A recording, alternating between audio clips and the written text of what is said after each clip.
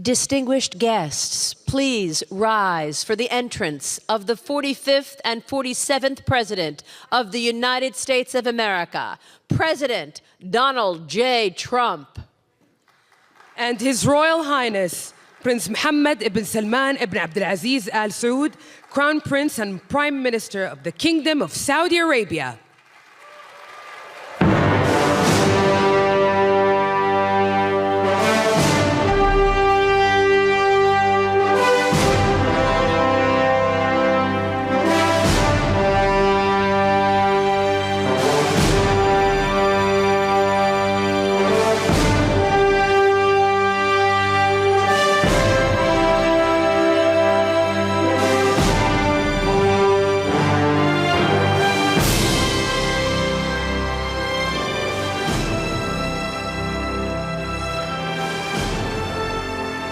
Your Royal Highness, we now invite you to deliver your remarks. The floor is yours. سمو سيدي الكلمة لك. فخامة الرئيس دونالد ترامب، الحضور الكرام، يسعدنا نلتقي بكم اليوم في واشنطن بعد 6 أشهر من انعقاد منتدى الاستثمار السعودي الأمريكي في الرياض، الذي انعقد خلال زيارتكم فخامة الرئيس، حيث وضعنا الأسس لشراكة تقوم على النمو والتنويع الاقتصادي والابتكار، كما وقعنا وثيقة الشراكة الاقتصادية الاستراتيجية بين بلدينا في خطوة تاريخية لترسيخ التعاون الاقتصادي. واليوم يسرنا توقيع اتفاقيات ومشروعات استثمارية جديدة تتضمن قطاعات الدفاع والطاقة والذكاء الاصطناعي والمعادن النادرة والقطاع المالي. We laid the foundations for partnership based on growth, economic diversification and innovation, and we signed a strategic economic partnership document between our two countries. In a historic step to cement our economic cooperation, today we are delighted to sign investment agreements and projects that include sectors such as defense, energy, AI, rare minerals, and finance. This will contribute to generating huge job opportunities in our two countries and to economic growth. We contribute to strengthening our historical relations and developing investment tracks between our two countries in line with our ambitions. I invite you. And it's great to be here today at the U.S.-Saudi Investment Forum. Great group of people. The biggest, you got the biggest in the room. But some of the most talented, maybe most importantly, the word talent, successful and innovative business leaders anywhere on the planet. Whether you have come from near or far, we're delighted to have you invest right here in the hottest country anywhere in the world. Every leader is saying the United States we're the hottest country in the world. We're going to keep it that way too. But this has been, according to those that seem to say it, and I will say it, I would never say a thing like that because I want to be very modest. I always want to be modest as I can. They say this has been the best 9 months that any president has ever had. I'd say that's pretty good, right? But we've had a great 9 months. Now we have to do it more than a few more times. We just have to keep it going. We'll keep it going.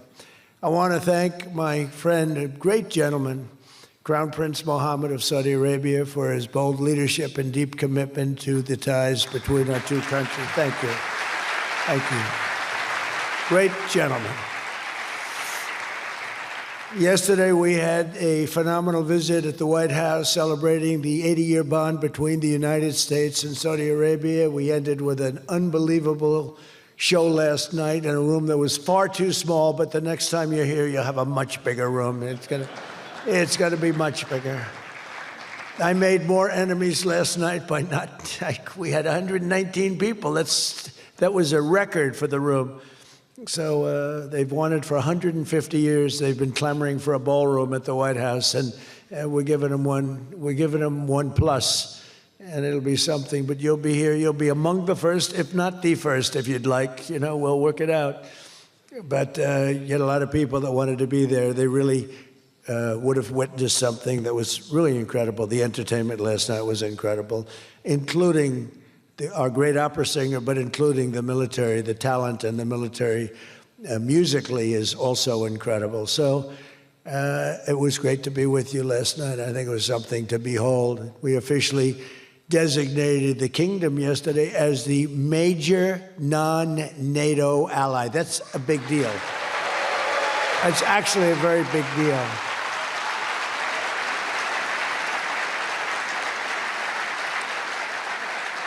It's a great honor. That happens seldom, very seldom, if at all. So I just want to congratulate you on that. That's a sign of trust. We signed a historic strategic defense agreement yesterday also, and that's something that is likewise very rare, and it's a very honored company that you're in. And we're going to be selling Saudi Arabia some of the greatest military equipment ever built. We build the best military equipment in the world by far. That's why we do the most business, including nearly 300 American-made tanks is what you're buying, among many other things, the airplanes, and we're working on getting that approved very quickly. It's already approved, but don't worry.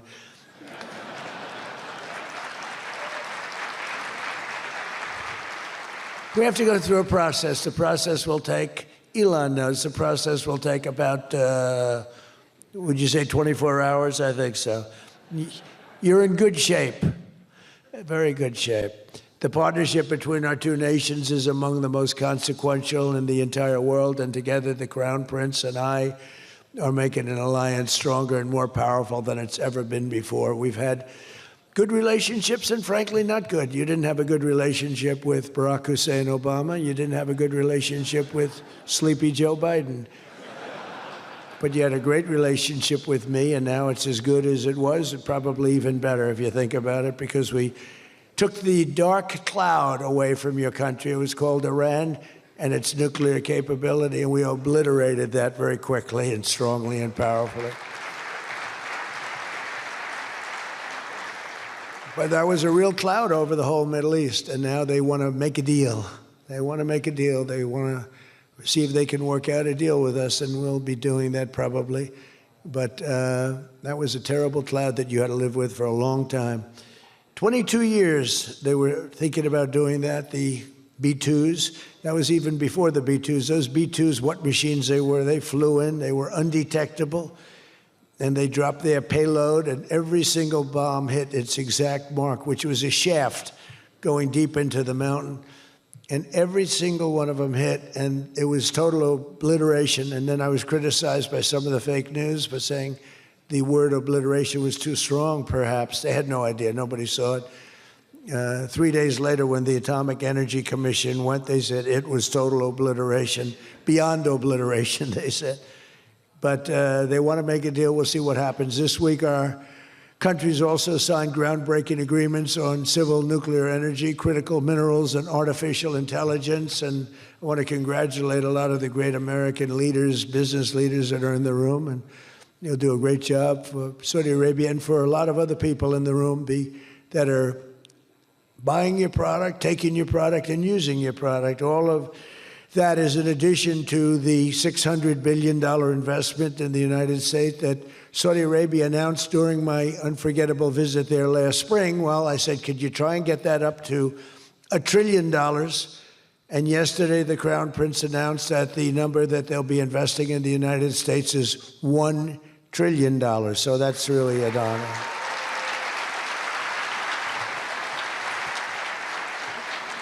And we just took a picture backstage with some of the great business leaders and some of the great people, friends of mine from your country, and beautiful picture. And while we were taking the picture, I said, could you make it 1.5 trillion? So he's got something to think about. I don't know. We'll get something. I think we'll get something, Scott, right? But many of you in the room are playing a key role in making these projects happen, and we're told that $270 billion in agreements and sales are being signed between dozens of companies, and that's just happening today, $270 billion. That's big stuff. So on behalf of the thousands of American workers who I care about most, I want to thank you for bringing all those jobs and all those great opportunities to America and bringing great wealth to America. We've become a very wealthy country. We have a couple of little things. We're waiting for a decision. We hope that's going to be good, but if it's not, we always find ways, we find ways, but we've done things that nobody thought were possible. And We're taking in trillions and trillions of dollars. Tariffs have been, frankly, the best thing that's ever happened to our country. They've always been used against us, and we never had people that were smart enough to use them in the opposite direction. But now you do, and we have taken in trillions of dollars, and it's been absolutely amazing. We're going to be doing a dividend to the people, low and middle income, moderate income people, of at least $2,000. In addition to that, we'll be paying down debt very substantially. It's the kind of money we're taking in. And really, countries that took advantage of us are no longer taking advantage of us. Friends, some of our friends treated us far worse than our enemies on trade anyway, and we've got that all straightened out. And everybody's happy. They respect us again. You know, it's like one of those things. I think they like us better, and they actually respect us, and it works out much better for us, too. But I especially want to thank our numerous Saudi friends here today, including the ambassador to the United States, a friend of mine, Princess Rima. Thank you very much. Great job. Great representative you have. You sent a good representative. And many distinguished ministers and members of the cabinet, governor of the Public Investment Fund. Where's Yasser? Yasser's here someplace. Sometimes I see him dressed both ways. I don't know. It's cooler that way. I'd dress that way if I could. Yasser's terrific. He's a terrific man, actually. So thank you very much, Yasser. And Secretary Scott Bessent, who's been fantastic. Where's Scott? We're thinking about him for the Fed, but he wants no part of it. He likes being Secretary of the Treasury. I think we'll leave him. So let's cross your name off, right? Officially, right? Remember, you said that. I love the Fed job. To me, it's the easiest job in the world. You play golf for 28, 29 days, then you go and make a little speech, tell everybody, in the case of the current guy, the wrong information because he has no clue. But if you have good instincts, you know, it's all based on instincts. I see they want to hire 3,000 economists, 3,000, to report to the Fed chairman. What are they going to do? Take all this information? 3,000 economists. That's why they're spending $4 billion on renovating a building that should have cost $25 million to do. They should have spent $25 million. They're building a basement into the Potomac River. I could have told them that's very tough to do and it doesn't work and it's very expensive. But they're up to $4 billion headed by this clown. But we have 3,000, think of it. They want to hire 3,000 economists. So they took a poll and they interviewed 71 people. And of the 71 people, 2 people got it right. 2 people. One was a great economist whose name I won't tell you because I don't like him personally, but he is good. And the other one that got it the most right was a man named President Donald J. Trump. Do you believe it? And I didn't have an economist. Why, it's Scott. But we got it right, didn't we? Huh? We got everything right. Doug Burgum, where's Doug? Will you please drill a little bit faster? Between him and I'll tell you, you and Chris was great on television, and he's setting records. They're setting records, but I'll never be satisfied. Drill, you know, we got elected. Drill we must, I called it. Drill, baby, drill. Con Edison, a great utility from New York many years ago, they used to have a sign, drill we must and dig we must. So when they were digging in a road, they'd have a sign, dig we must. Well, now we're putting those utilities to shame because I'm allowing all of those AI plants that are being built to build their own electric generating force, and they're building them like nobody's ever seen, and they're coming up with ideas and new contraptions like nobody's ever seen. And this way they can't blame me for not producing electric. I said, you produce it yourself. And actually, they didn't believe I was saying that because nobody ever thought of a thing like that. They're building a massive plant. They were going to hook it up to a 200-year-old grid. And you know that wasn't going to work because there's no way of doing that. No way we could have done that. And I had the idea. This was my idea, approved by a couple of people. I said, why wouldn't that happen? They're building a plant for $50 billion. You know, if you build a shopping center for $50 million, it's okay. It's not a bad shopping center. 500 million, you're talking about top of the line. 50 billion. So when it was first explained they're spending 50 billion, I said, no, you mean 50 million. No, sir, we mean 50 billion. And then I saw some of them that were the size of Manhattan. I said, they did mean 50 billion. And I said, well, what you're going to do is with that, how would you like to build your own electric generating plant? And they looked at me like I was crazy, because something like that, they really didn't understand it. The smart guys, they didn't understand it. They said to me at the next meeting, sir, the biggest problem we have will be electricity. I said, you don't understand. I told you last week, you're going to build your own. I'm giving you approval to build your own plant, and you will be approved within a period of 2 to 3 weeks. It used to take 20 years prior to termination. In other words, you would wait 20 years and you wouldn't make it. You'd be voted down 5 to 4. I said, we're getting you approved in a 2-week, 3-week period. In fact, Lee Zeldin, one of the superstars of this administration, I said, Lee, if it's oil and gas, get them approved in 2 weeks. If it's nuclear, add another week.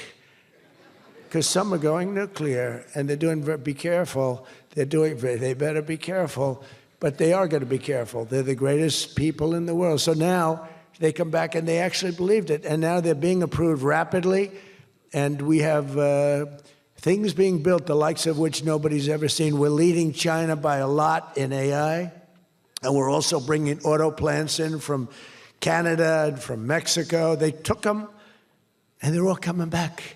They're all coming back because of tariffs. If we didn't have tariffs, I mean, they like the fact that we won the election by a landslide on November 5th. That helped. But they're all coming back, and they're coming back from Germany and Japan. Toyota just announced, as you know, $10 billion worth of new plants. They just announced it last week I went to various countries, and Japan was one of them. And Toyota's coming in with a $10 billion investment in 4 or 5 plants. Now, we're going to be more advanced than we were. So we led the car industry like 100% 50 years ago. We led the chip industry 30, 40 years ago. We had 100%. Then people came in and started taking it. I don't blame them, Taiwan, et cetera. They took 100% because we had no president that protected our industry. If we would have said, it's wonderful that you're going to Taiwan, we think it's great, but when you sell your product back into this country, there will be a 250% tariff. Nobody would have left. Nobody would have left. And Intel would have been a giant. Intel would have been, where's Jensen? Intel would have blown, well, he now owns a big chunk of Intel. He's got it figured all different ways. Where are you, Jensen? Stand up. You have done such a good job. And you had a good 2 days, I understand, right? A good 2 days. How's Blackwell doing, okay? Any recent competitors? Anybody going to blow Blackwell away in the next week? They say 10 years, I don't know, maybe 2 years, 3 years. But you will not be stopping there. You'll be going further fast, right? An amazing job you've done. I want to thank Howard Lutnick and Christy Noem for being here. Christy, Howard, good job. Really good job. My daughter Tiffany's here with her great husband, Michael. Thank you very much, Tiffany. Thank you, honey. She was a great student. She went to Georgetown. She was a great, great student, and she finished really right at the top, and we were proud of you. And she was so proud, and her graduation got canceled because of COVID.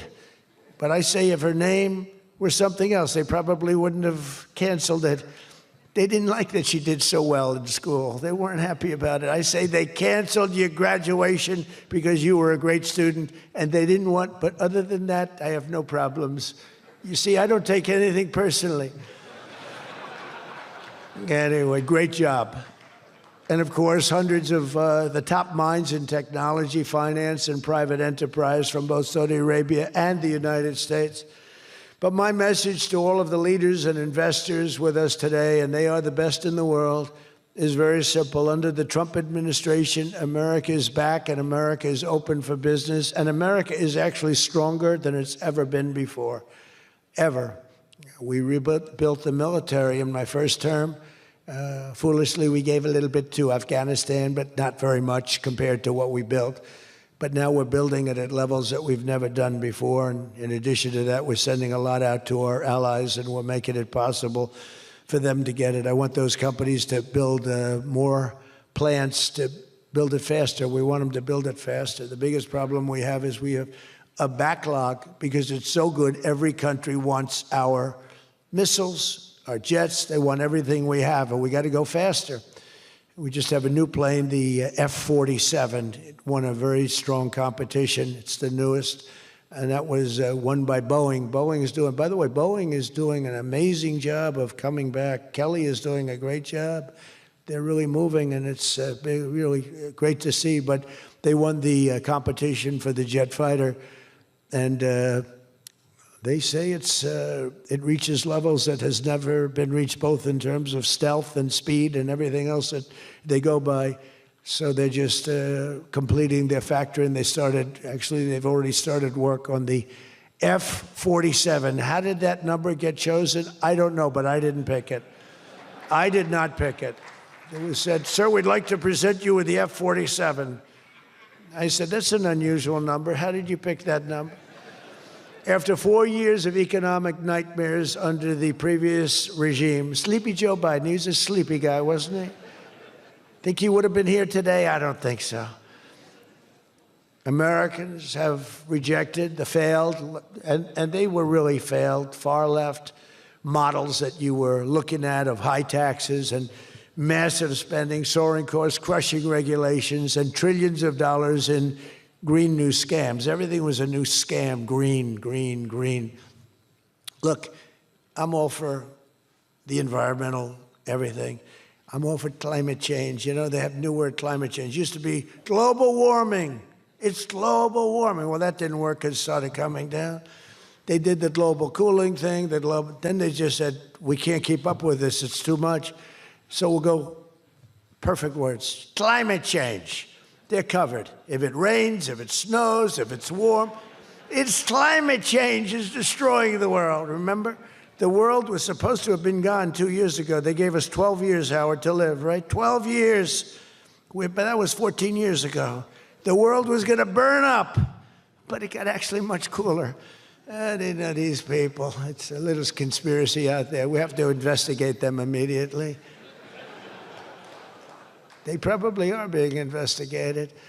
Their policies punished success, rewarded failure, and produced disaster, including the worst inflation in our country's history. We had the worst inflation in history, and now we have a beautiful, normal inflation. It's going to come down over the next few months a little bit more, but we have a nice, normal inflation. We had the highest inflation in the history of our country. 9 months ago, our country was dead. But now America is the hottest country anywhere in the world. We're the hottest country. I don't care what country you're with. America is the hottest country considered. And we did this in a period of 9 months. We're a little longer than that, but it took me about 2 weeks to get started. We're rewarding those who build and create, invent, and invest in the USA. And you know, our big, I call it the great, big, beautiful bill. It's the biggest bill ever passed in the history of Congress. And Scott and I and all of us, we sat down and we said, let's do it, along with the Speaker and John Thune and everybody, said, let's do it all in one bill. And a lot of people were they said, you'll never get it approved. And we didn't have a huge majority. We had a huge presidential win. We won everything. We won all 7 swing states. We won the popular vote by millions. We won everything. But the one thing, we won one, it's called districts. The country has districts, and we won in terms of districts 2,750 to 550. And that's why when you see the map of the election, it's the whole country, it's all red. And it's pretty amazing. 2 little blue streaks on the right and on the left, and they're very little and getting smaller. But it's been pretty amazing. But in 4 long years, Joe Biden secured less than $1 trillion. In 9 short months, I've secured $18 trillion to rebuild our factories, create hundreds of thousands of jobs, and bring back those Beautiful words, made in America. So think of that. He did less than $1 trillion in 4 years, and in 9 months, we've done more than $18 trillion, okay? That's called success. And we think that by the end of the first year, it'll be over $20 trillion. So, and thank you very much. You helped with that little boost you gave us, that little increase. We appreciate it so much. We appreciate you. So as just one example, under the deals being signed this week, workers at GE Aerospace, I think he's here. Where is he? Stand up. What a job you've done with your new engines. And where are you? You're there. It's not a very good location for you. I thought you have been amazing. Great new engine that's supposed to be more efficient, more powerful, and less costly. That's not a bad combination. But GE Aerospace will soon be delivering dozens of new airplane engines for 787 Dreamliners in Saudi Arabia's commercial fleet. Big order. It was a big order just secured. Every new job and every new factory created by these announcements builds up our middle class and really strengthens the industrial backbone of America. And, you know, I view it differently. I used to view it as it's great, great, great. The stock goes up. I view it, everything is jobs now because I don't care. I care about jobs. And we have more jobs. It was just announced. We have more jobs right now than we've ever had in the history of our country. Those are big numbers. You know, it's like crazy. It's just a great stat. More jobs today than we've ever had in the history of our country. And we're going to be producing a lot more are coming. In my first term, we built the greatest economy in the history of the world, and now we're do it again, but this is really bigger and better and stronger. The first term, we had what was considered the best economy that any president has ever had. That's nice. And we got hit with COVID, remember, and we did a great job with COVID, but that was a horrible thing for the whole world. The whole world suffered. Your country suffered. Everybody suffered. And despite that, we had the greatest economy. And before that, forget it. We blew it off the charts. I'll never forget, I met with pollsters the day before I got the news about COVID. But I met with 2 pollsters because we were starting to think about the next election. They said, sir, if George Washington and Abraham Lincoln came back from the dead and they aligned and they went for the president, vice president as a combination, you'd be beating them by 25 points. And then the next day I was told that something strange is happening. There's a lot of death being reported in a certain country. I won't tell you which one because that country is well represented here, but you know which one. And thousands and thousands of people are dying. And I said, that's strange. What would that be? And it turned out to be a disaster for the world. There's, you know, nothing has been seen like that since 1917.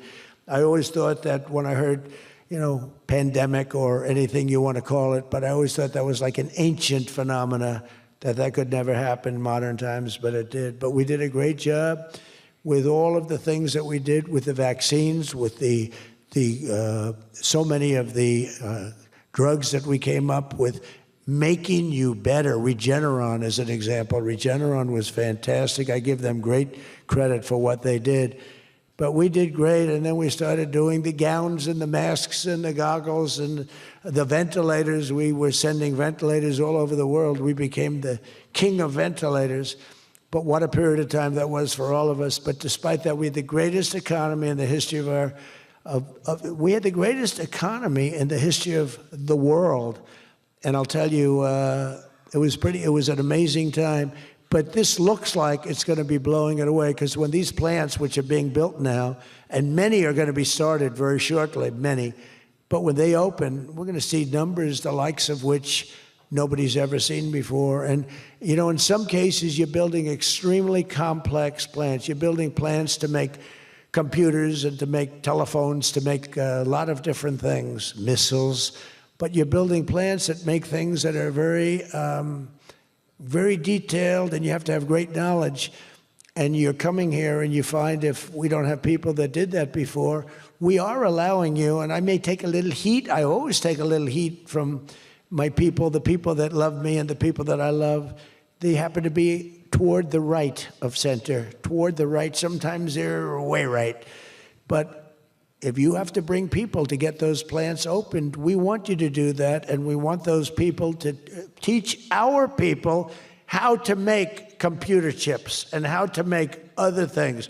You can't come in, and I'm explaining, you can't come in, open up a massive computer chip factory for billions and billions of dollars like is being done in Arizona, and think you're going to hire people off an unemployment line to run it. They're going to have to bring thousands of people with them, and I'm going to welcome those people. Now, I love my conservative friends. I love MAGA, but this is MAGA. And those people are going to teach our people how to make computer chips, and in a short period of time, our people are going to be doing great, and those people can go home where they probably always want to be. You know, when people are born someplace, they tend to want to go, and we have the greatest country in the world, but they want to go. But they're going to do. We had one case in Georgia where a battery factory, batteries are very dangerous to make. They're complex, much more complex than people understand. And they spent $1 billion to build a factory, and they were told to get out. And I said, stop it. Don't be stupid. And we worked it out. And now they're teaching our people how to do it. But they're going to have to spend, Jensen, I don't think you can open up a big plant with your friend from Taiwan where we're going to have 40 or 50% of the computer chip business I don't think you can do that with people that don't even know what a chip looks like. Do you agree with that? So somehow, you know, the people that are against this are really, really smart. They're unbelievable patriots, but they just don't understand. Our people have to be taught. This is something they've never done. And we're not going to be successful if we don't allow people that invest billions of dollars in plant and equipment to bring a lot of their people from their country to get that plant open, operating, and working. I'm sorry. So my poll numbers just went down, but with smart people, they've gone way up. They've gone way up. And I mean that. So for those of you that are doing the plants, you're going to have all the help you need, and you're going to do a great job. And you're going to teach our people how to do it, and our people are going to be just as good as your people ever were in not such a long period of time. Since the election, the stock market has set, and this is a little more than 9 months, 46 all-time record highs.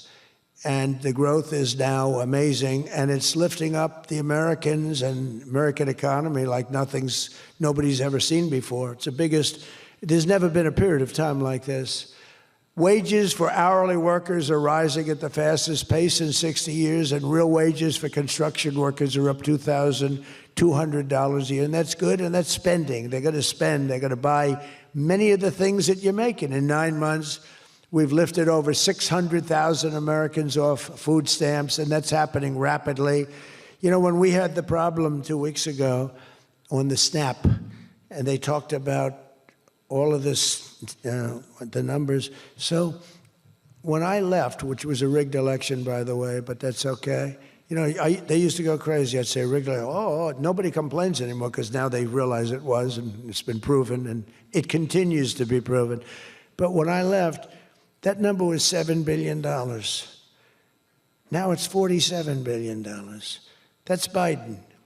So if you think about it, if Kamala, who's the same basic thing, grossly incompetent, he was incompetent, they're all incompetent because their policies are incompetent. Open borders, men playing in women's sports, transgender for everybody. I mean, they got the worst policy. I don't talk about it too much because if I talk about it, they might change.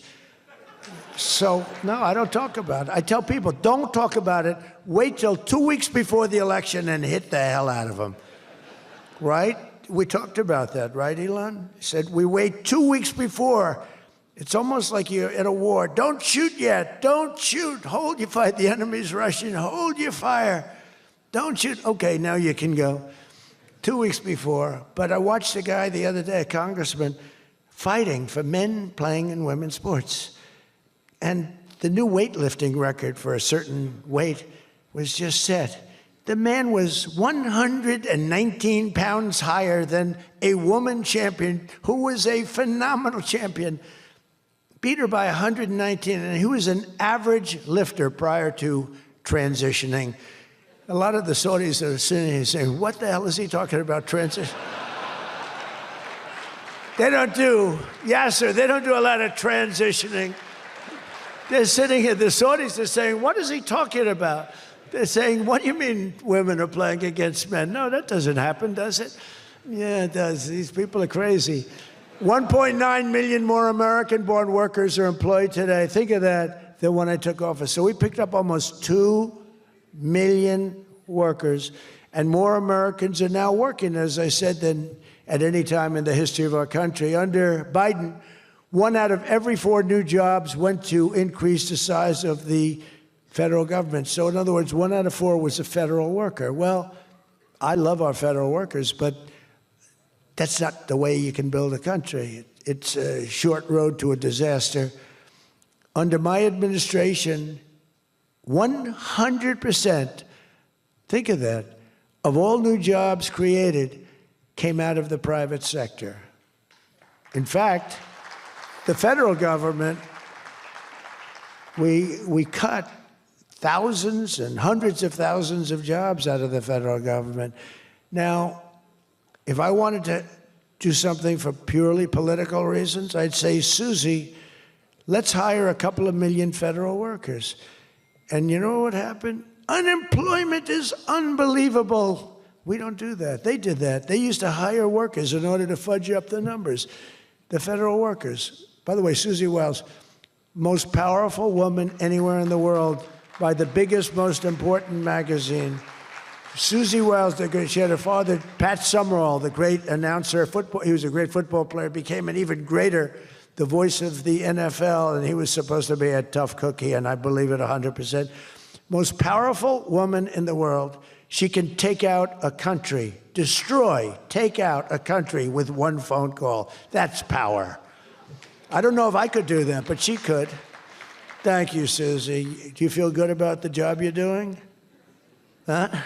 She's never going to be satisfied. She's doing a great job. We're also making incredible strides to make America affordable again. That's a new word that they're using. Affordability, they talk.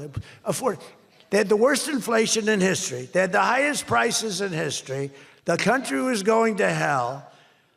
The only thing that we're going up in is our stock market, okay? The only price that we really have, I mean, we're bringing prices down, but they came up with a new word, affordability. And they look at we are all about affordability, and everyone assumes that that meant that, no, their prices were high. If you look at the numbers, since I took office, core inflation is now below 2.7%. It was at numbers that nobody had ever seen before with them. Walmart just announced that the cost of their standard Thanksgiving meal is reduced by 25% this year from last year. So they make, look, the Democrats, I don't know, some of you are probably liberal Democrats. I don't know about in your country. I don't know if you know that word, liberal. The word liberal doesn't exist. But they have a new word now. You can't use liberal, you have to use the word progressive. And I don't like using it. It's a beautiful word, progressive. Progressive, that's not them. They're regressive. No, they're regressive. Think of it. So if I don't get in, we have $20 trillion. Let's say she gets in. Instead of $20 trillion, you'd lose $10 trillion, and your welfare and other benefits would go up by 30%. Look at SNAP, look at what happened there. From 7 million to 47.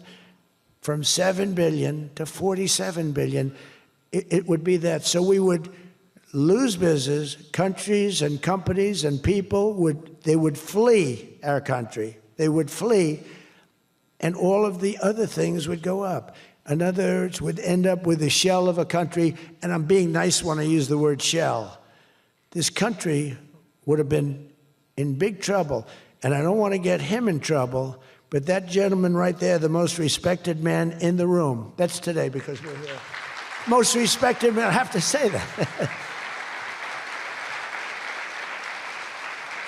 Don't worry, when I'm with other countries and the leaders sitting there, I say the same about them. Don't worry. Don't get carried away. No, the most respected, one of the great leaders, he told me when I was in his country, he said, And I use it all the time. Sometimes I refer to him because I have great respect for him. I figure it sells better. But he said exactly these words. He said, it's amazing what you've done. 1 year ago, your country was dead, and now you've got the hottest country in the world. You were the first one that said that. And I've used your name hundreds of times.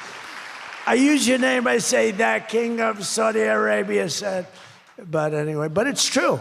We were a country that was in really bad trouble. We were a country that would have been dead, I believe, within a year or 2 years after the election. We were headed in a very bad direction. And now we're headed in the best direction, I think, that we've ever been headed. According to the USDA, Turkey is down, think of that, 33%.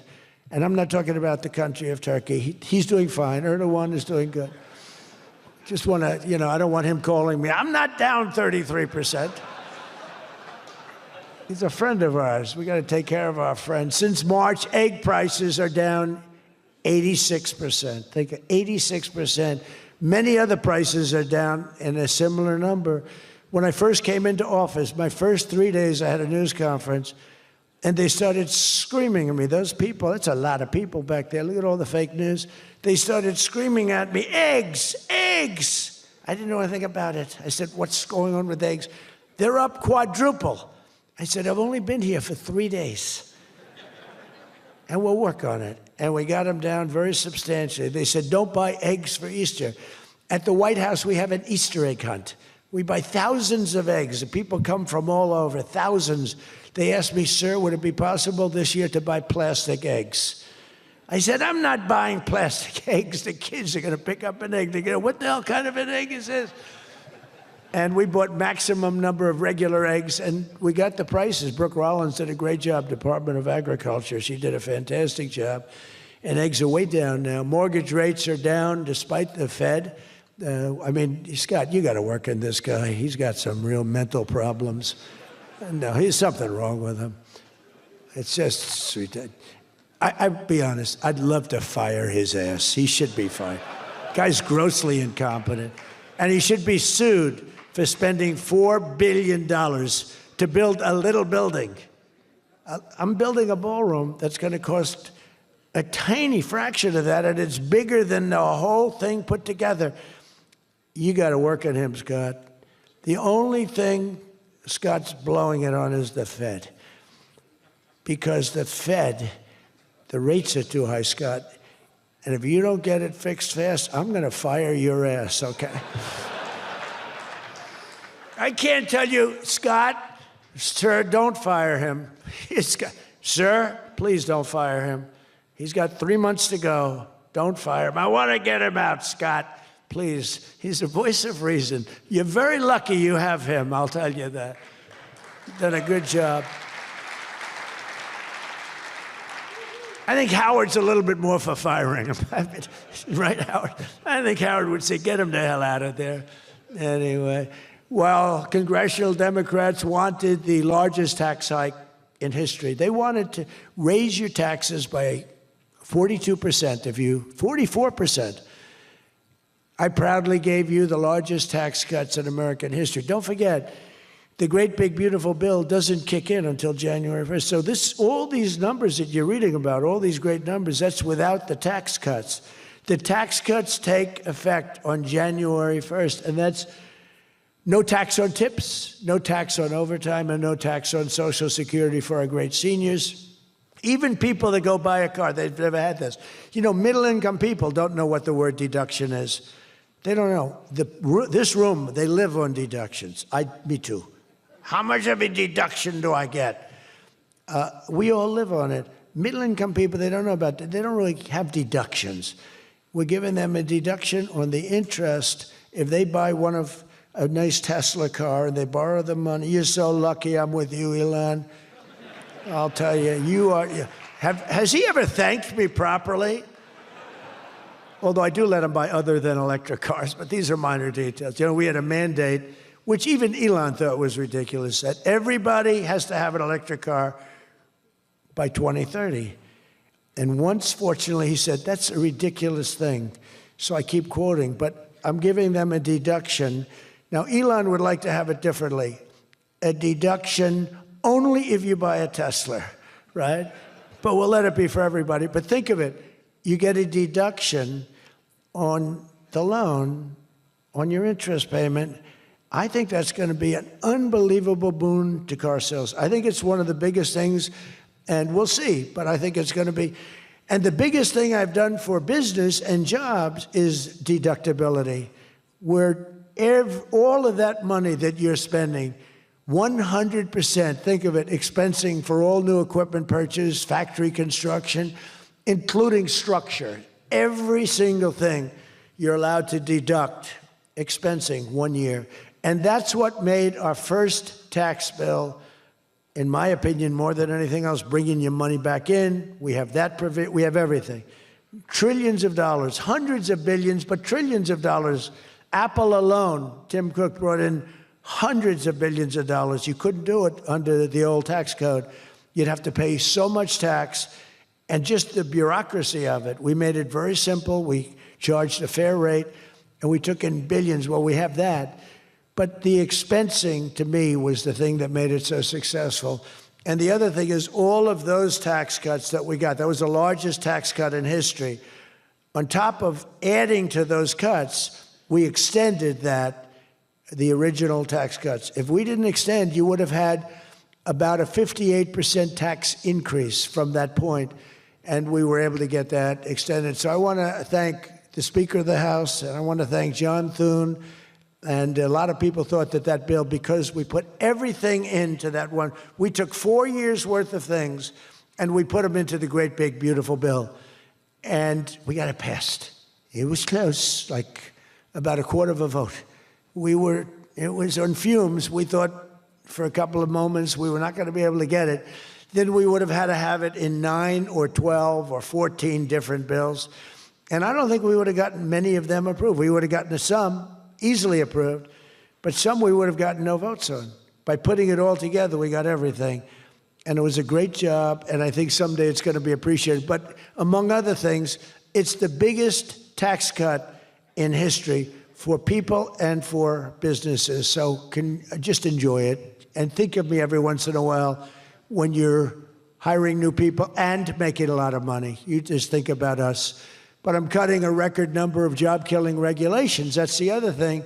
And I've already slashed more than $1 trillion worth of regulations this year.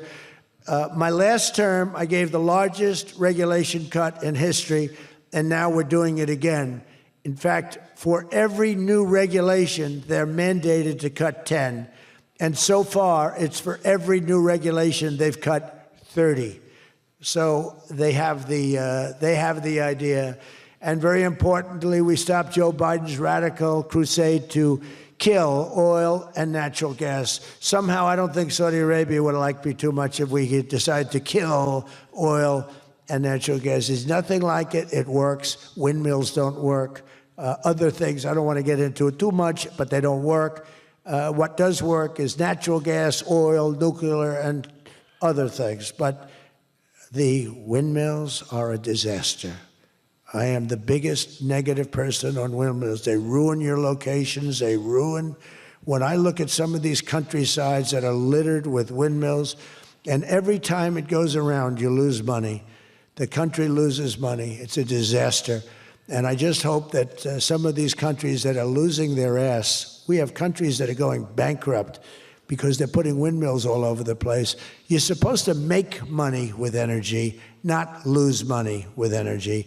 And we talk about oil, and we talk even clean, beautiful coal. I said, you're not allowed to mention the word coal unless you precede it by saying clean, beautiful.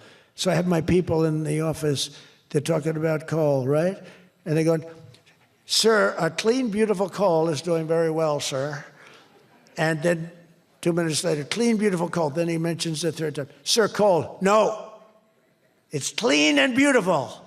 Because it needs a public relations help. Coal needs a little help, public relations-wise. So we refer to it as clean, beautiful coal, and it does have its place, that I can tell you. But we're streamlining permitting for all new energy projects, all new mining projects, and what used to take 28 days is now down to very little. But we had times when not 28 days, We had times when things would take 14, 15, 16, and even 20 years to get approved. We have a maximum day, 28 days. That's the maximum it'll take. It'll never take more. You can come in with $1 trillion factory. You can come in with what it takes. A maximum of, you don't have to go years and years and years, be abused by bureaucracy. If you build a plant now, you're going to have your plant done within 28 days. And a lot of you are all, because I see everyone shaking their head, you're all agreeing. We're getting you approved by very smart people quickly. You know, when you used to walk in with plans done by the best engineers in the world, thousands of pages, and drop them on some guy who's been there for 28 years approving environmental impact statements, and he's looking at pages that he's never seen, and he's supposed to approve it. He has no idea what the hell is in those pages. So we know what we're doing. We're going to get maximum is 28 days. That's why we have so much under construction, and people can't believe it. They can't believe it. And again, remember what I said, most important thing, you're building your own electric plant. You're really becoming a utility in addition to doing what you're doing. But you're building all of the excess, all of that energy, all of that electricity is being built. And your excess electricity, you can sell back to the federal grid. So we even make it there. Under the deals being signed this week, the world's two leading energy superpowers, America and Saudi Arabia, are partnering on energy like we've never partnered before. American Saudi companies represented here today are joining on liquefied natural gas, infrastructure, constructions, and making both of our energy sections, our sectors are becoming so strong. Just a quick story, in Louisiana, when I first time I got there were two massive LNG plants. One was under review for 14 years and was being rejected. The other one was for 18 years. The people of Louisiana, Doug, you know exactly what I'm talking about. And one was $20 billion, one was $24 billion, like the biggest things, like 3 Empire State Buildings lying on its side. It was massive. And I said, whatever happened with those plants? Well, sir, they're under review. How long has it been? 14 years and 17 years. And they had given up. Massive investments were being made by other countries and the richest people. They couldn't get them approved. I got myself involved. Right, Doug? The first one, I got approved in 1 day. The second one, I got a little cocky. I took my time. It took me 1 week. And they're both operating today, and they're tremendously successful. I got one, think of it. After 14 years, I was in office. I got involved. I got it done in 1 day. And it's been a tremendous success and made a lot of money for our country and for a lot of other people. And the other one took 1 week to get done. That one was under review, I think, for 14 or 15 years, both of them. So I'm very proud of that, actually. I also proudly ended the ridiculous Biden-era restrictions on artificial intelligence, and we will work closely with friends and partners like those in this room to build the largest, most powerful, most innovative AI ecosystem in the world, and we are going to work it so that you'll have a one approval process, not have to go through 50 states in the United States. You know, you can't go through 50 states. You have to get one approval. 50 states is a disaster because you'll have one woke state and you'll have to do all woke. You'll be back into the woke business. We don't have woke anymore in this country. It's virtually illegal. But you'll have a couple of wokesters, and we don't want to do that. We want to get the AI done, and I'm working with David. David's done a fantastic job. If he's here, I think he is. He is. Thank you. David's done a fantastic job. But we want one approval, one, and hopefully you have the right guy in the federal government. Hopefully you have the right president, but you have one approval, one approving body, not 50, not, hundreds of people all over the country looking at what you're doing. And basically you're forced to take the worst and the most onerous, right, Jensen? Are you happy with that, Jensen? Thank you. If Jensen's happy, I'm happy. But what's very important, we have to do that. And we have a couple of very good, very well-meaning senators that think every state should have a right to approve. We're not going to do that because that will not allow you to do what we have to do. And we'll get that straightened out. Together, the United States and Saudi Arabia are unleashing really the most incredible new prosperity together. and we're also making history and forging peace. And I've settled 8 raging conflicts, 8 wars. I've settled 8 wars. I have 1 to go. You know what that one is. I thought that was going to be my easy one because I have a good relationship with President Putin, but I'm a little disappointed in President Putin right now. He knows that. I thought that was going to be the easy one. I settled 1 war, 36 years. I got it done in 1 day. I had another one, 32 years, millions of people killed. Even Congo and the Rwanda, they had 10 million people killed. It was out of control. I got that settled. I have a man's father who happens to be in this room doing a great job, right? Got that settled. I settled 8 wars, and I'll tell you, His Majesty would like me to do something very powerful having to do with Sudan. It was not on my my charts to be involved in that. I thought it was just something that was crazy and out of control. But I just see how important that is to you and to a lot of your friends in the room.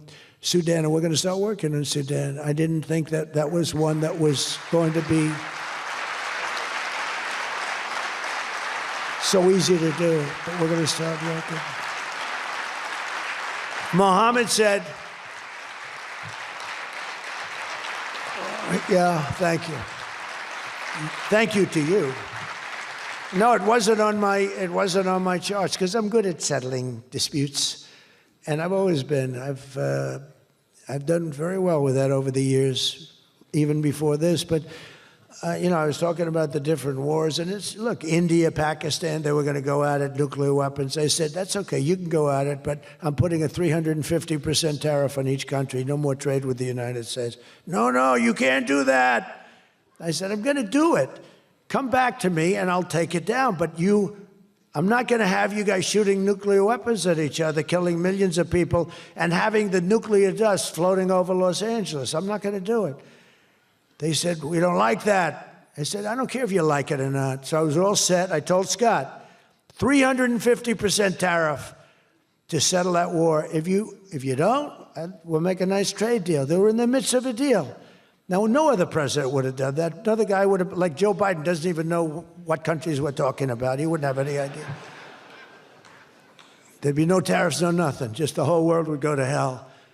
But no, I used tariffs to settle all these wars. Not all of them. 5 of the 8 were settled because of the economy, because of trade, because of tariffs.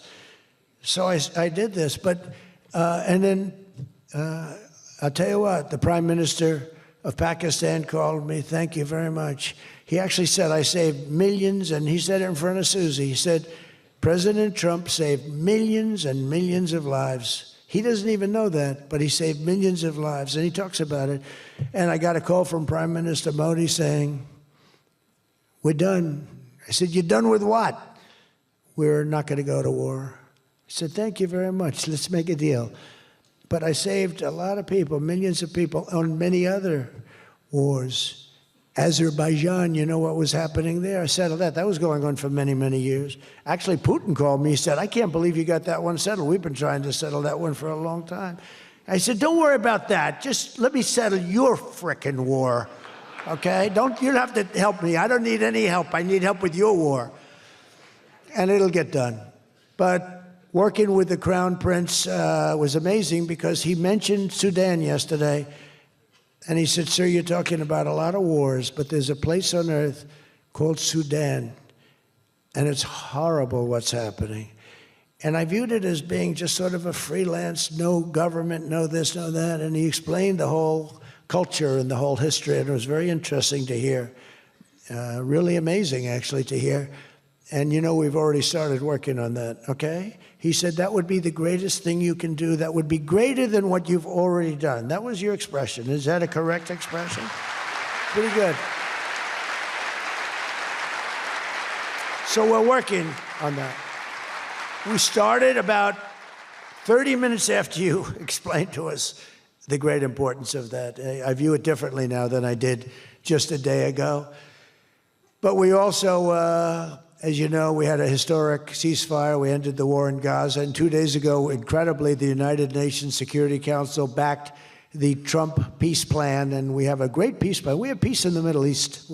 This is a strong peace too. They say, oh, it's tentative. It's not. This is a very strong peace. We have 59 countries signed on, and when there's problems, I'm getting calls from countries. They want to go in and lead the fight to solve the problem if we have any problems. But right now, it's looking very good and endorsed.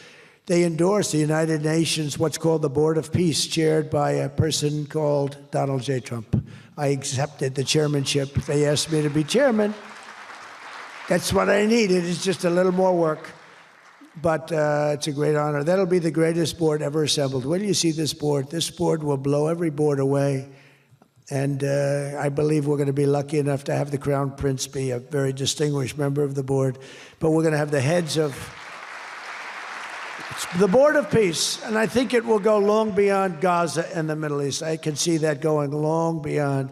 There'll never be anything like this in terms of, I know you all have wonderful boards, but this is going to blow it away. It's going to blow them all away, and it's going to do some really good. So in the coming months, the Crown Prince and I are going to ensure that the ceasefire and everything else that's going on that's so positive in the Middle East, hard to believe. I mean, I've grown up, peace in the Middle East. I used to have peace in the Middle East, but never happened. We have peace in the Middle East. It's an amazing thing. Nobody thought, 3,000 years they talked.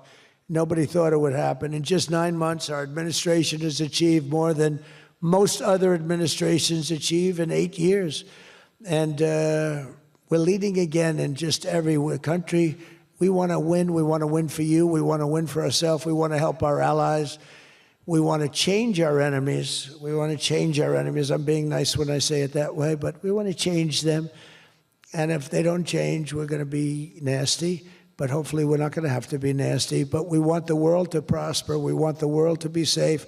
Our alliances are flourishing like they haven't before. And, you know, they're respecting America again. They didn't respect us. We were like a bunch of stupid people. We had a president that couldn't get up and talk, couldn't walk up a flight of stairs. We had people that didn't know what the hell they were doing. We were an embarrassment all over the world. But now we have people that are respected at levels that we've never seen before. So I just want to tell you that this is a group that I respect. I read every single name of every single person sitting in each and every seat. And I either know you or I know of you. This is an amazing group of people. And it really is headed by that gentleman sitting right smack center with 2 seats in between him. He wants plenty of room. And he's going to be the king of Saudi Arabia right now. He's the most distinguished gentleman. He's my friend. And thank you very much for what you've done for us, and we will always be with you. Thank you, Mohammed. I appreciate it. Thank you, everybody. Thank you very much. Thank you.